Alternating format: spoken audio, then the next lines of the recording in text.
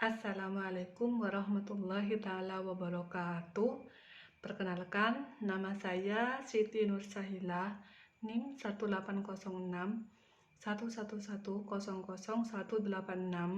kelas 6E, Prodi Pendidikan Guru Sekolah Dasar, Universitas Trunojoyo, Madura.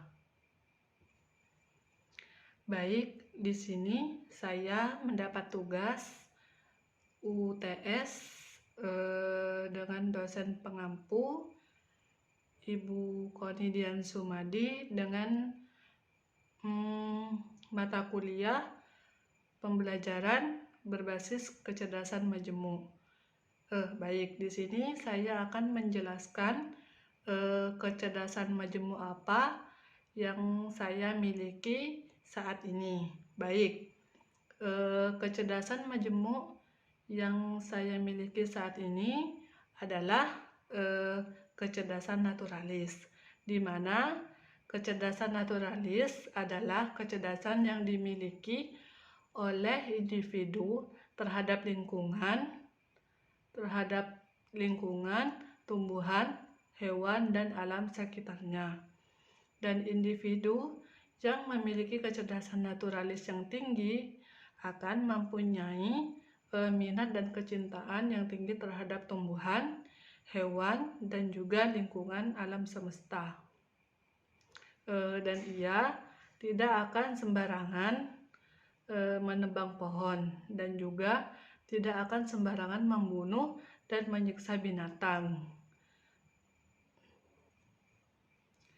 Dari model pembelajaran stimulasi kecerdasan naturalis atau cerdas alam, di mana potensi anak akan terbentuk. Keingintahuan anak akan terbentuk jika dalam proses pembelajaran anak diberikan tugas. Misalnya, mencari tanaman berduri, anak akan terdorong untuk mencari tanaman tersebut. Contoh lain yakni materi tentang tumbuhan, yang dimana anak-anak akan diajak jalan-jalan melihat lingkungan sekitar. Guru yang kreatif mampu memancing anak agar mau bertanya dan aktif. Dari proses pembelajaran seperti ini dan pemberian tugas yang lebih dan melihat langsung lingkungan sekitar dapat membuat anak semakin penasaran untuk lebih banyak menggali pengetahuan terkait pembelajaran yang dipelajari. Dengan metode kecerdasan naturalis dan menghadapkan anak pada lingkungan, maka secara tidak langsung akan melatih kepekaan. Contohnya yakni ketika belajar sifat-sifat air, anak diperlihatkan langsung pada air yang mengalir. Hal ini dapat dilakukan dan guru dapat memfasilitasi dengan membuatkan alat peraga. Selanjutnya, ciri-ciri anak yang mempunyai kecerdasan naturalis antara lain sebagai berikut. Yang pertama, suka dan akrab pada berbagai hewan peliharaan. Yang kedua, sangat menikmati berjalan-jalan di alam terbuka. Yang ketiga, suka berkebun atau dekat dengan tanaman dan memelihara binatang. Dan yang keempat, menghabiskan waktu di dekat akuarium atau sistem kehidupan alam. Dan yang kelima atau yang terakhir, suka membawa pulang serangga, daun, bunga, dan benda-benda alam lainnya. Dari uraian di atas dapat disimpulkan bahwa metode kunjungan lapangan atau field technique adalah suatu prosedur pembelajaran dengan melakukan kunjungan ke objek-objek tertentu di luar sekolah untuk menerapkan pengetahuan yang telah didapatkan.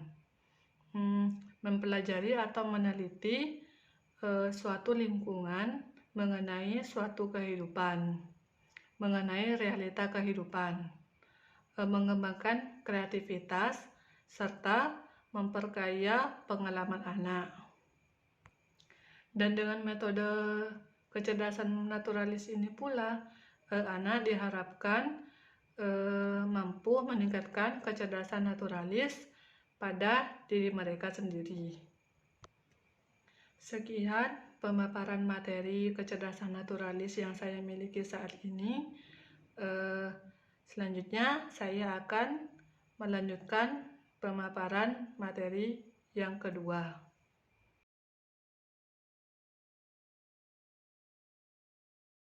Di sini saya akan memaparkan bukti dari kecerdasan yang saya miliki, yakni kecerdasan naturalis. Baik, di sini bukti kecerdasan naturalis yang saya miliki saat ini adalah saya menanam bunga di depan pekarangan rumah dan juga memelihara seekor kucing. Baik, di sini saya akan sudah berada di depan pekarangan rumah, yang dimana saya menanam beberapa bunga dan juga saya memelihara seekor kucing. Inilah bunga yang saya tanam.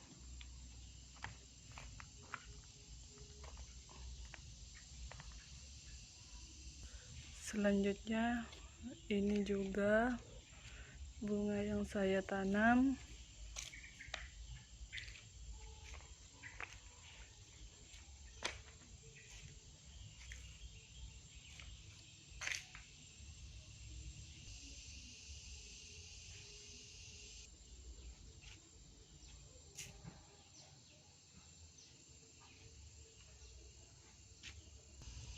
Dan ini daun singkong saya tanam.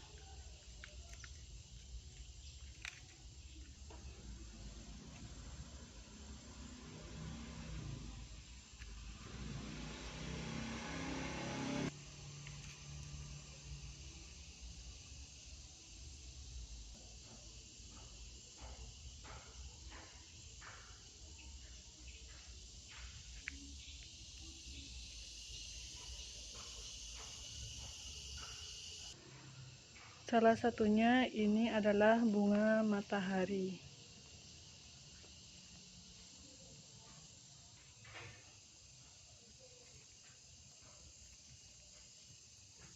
Dan ini salah satu bunga yang lain.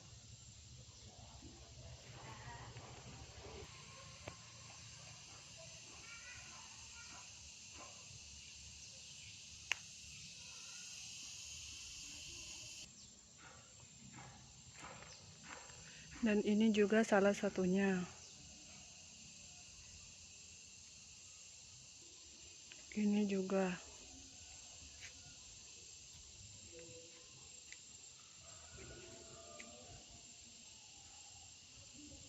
Dan juga di sini saya menanam cabai.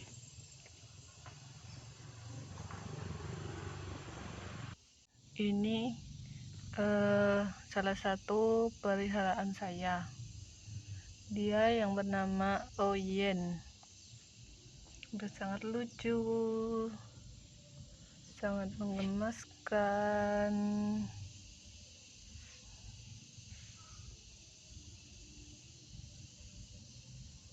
Pokoknya dia yang selalu menemani saya. Baik, itulah tadi pemaparan atau pembuktian dari kecerdasan naturalis yang saya miliki. Sekian, apabila ada kekurangan, saya mohon maaf. Wabillahi taufiq wal hidayah. Wassalamualaikum warahmatullahi wabarakatuh.